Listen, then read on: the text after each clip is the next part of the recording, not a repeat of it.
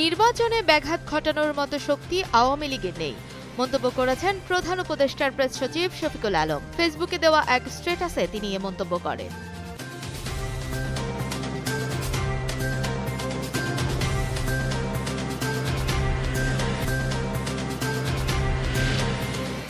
এবারের নির্বাচন ফ্যাসিস্ট আমলের মতো হলে জাতির ভাগ্যে দুর্ভোগ নেমে আসবে, এমন মন্তব্য করেছেন বাংলাদেশ জামায়াতে ইসলামীর সেক্রেটারি জেনারেল মিয়া গোলাম পরোয়ার।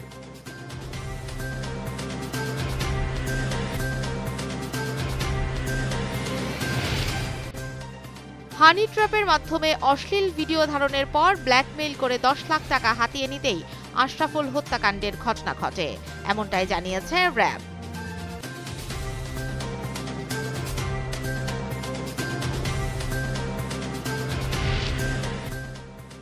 ভারতের উত্তর পশ্চিমাঞ্চলীয় রাজ্য জম্মু কাশ্মীরের একটি পুলিশ স্টেশনে জব্দকৃত বিস্ফোরক ভান্ডারে ভয়াবহ বিস্ফোরণ হয়েছে।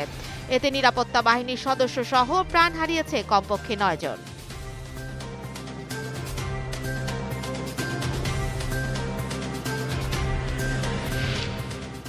প্রস্তুতি ম্যাচে আজ রাতে মাঠে নামবে ব্রাজিল। আর্সেনালের মাঠ এমিরেটস স্টেডিয়ামে শক্তিশালী সেনেগালের মুখোমুখি হবে সেলেসাওরা। বাংলাদেশ সময় রাত 10টায় শুরু হবে এই ম্যাচ।